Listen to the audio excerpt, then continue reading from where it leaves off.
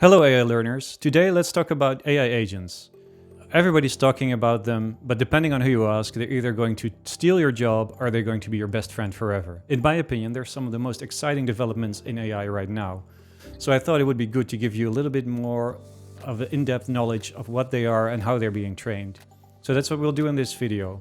And we'll do that by first covering some of the conceptual background of AI agents before we do a deep dive using a Google Colab notebook that is linked in the description and you can follow along with if you're interested. So what exactly are AI agents? Simply put, they're programs designed to take actions to achieve a specific goal. And since there are many types of different agents, I find it easy to bucket them into 4 different categories. At the lowest level, you have simple reactive agents that take a cue from their environment and make an action based on that. These are the types of agents that we'll be building in this video. A little bit up are memory-based agents that use the past experiences to inform their decisions. Model-based agents are even more complex. They are able to generate a model of their world and use that to plan out whole entire courses of actions. And at the highest level, and the most advanced agents we have right now, are reasoning agents that are able to leverage large language models to solve complex problems.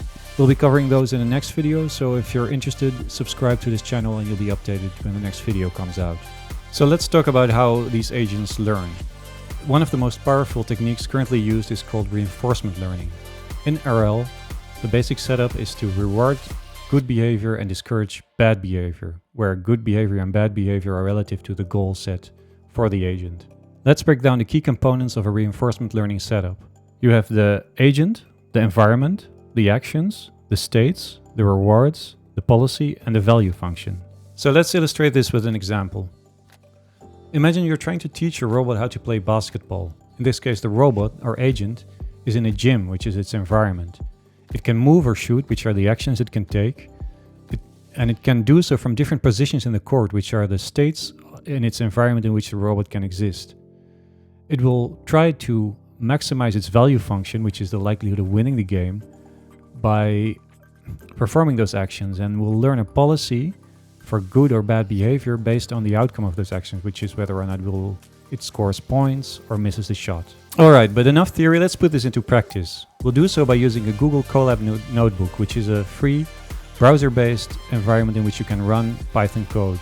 There's a link in the video description to the Colab notebook, which you can then open in your own environment if you want to follow along.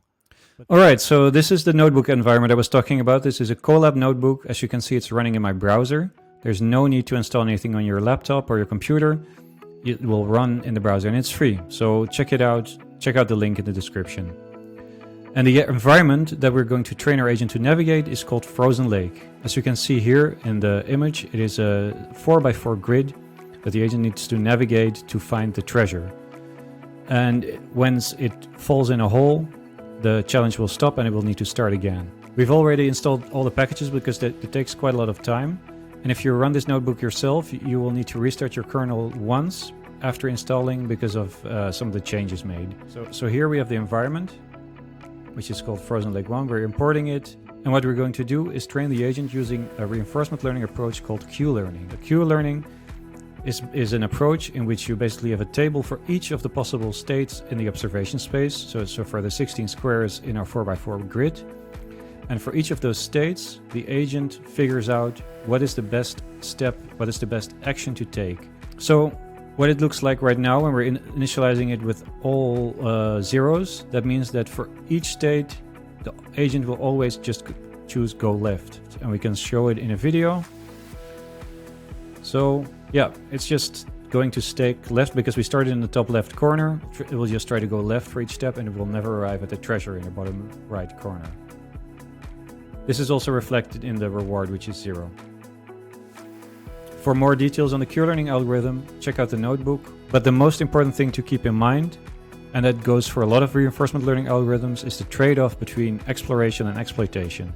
So what happens here is that the agent at random intervals will choose a random action to take from the up, left, down, or right. And we'll just see what happens.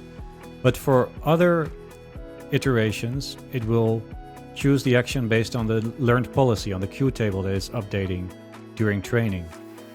So it will exploit the policy that it's already learned. We need to have random interactions in reinforcement learning because otherwise the agent will never be able to explore the full state space. In this part of the code, we're setting up the reward structure, and we're also adding a small penalty.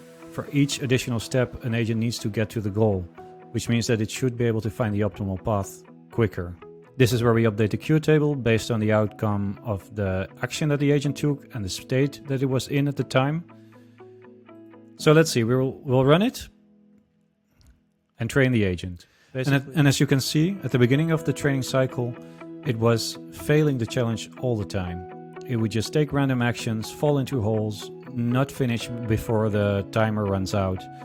But somehow, after a number of iterations, it was able to complete the challenge once. And as you can see here, it's starting to complete the environment more and more often as the cycles progress. It will still fail occasionally because it will still take random turns to explore the environment and will fall into a hole, probably at this point. We can mitigate this by reducing the epsilon, but that's not something we'll go into in this video. And as you see here in the chart for the number of steps it took for the agent to complete a successful run, it's slowly trending down over time. So it's learning and refining the queue table to find the optimal policy to navigate this frozen lake environment.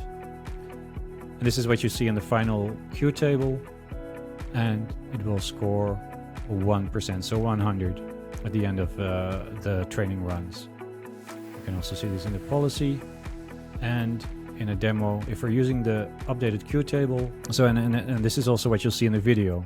The optimal policy it learned is to go down, down, right, right. So, and there you have it. We've introduced the basics of AI agents, introduced reinforcement learning, and even trained our own AI agent using queue learning. And remember, this is just the tip of the iceberg. AI agents can solve complex real-world problems in fields of finance, game design, and robotics. The field is constantly evolving and offers endless opportunities for innovation and career growth. So if you're ready to take your AI journey to the next level, try modifying the code provided in the notebook, or look at some of the other resources linked in the video description. And don't forget to subscribe for more AI tutorials and insider insights in the world of artificial intelligence. Until next time, keep coding and stay curious.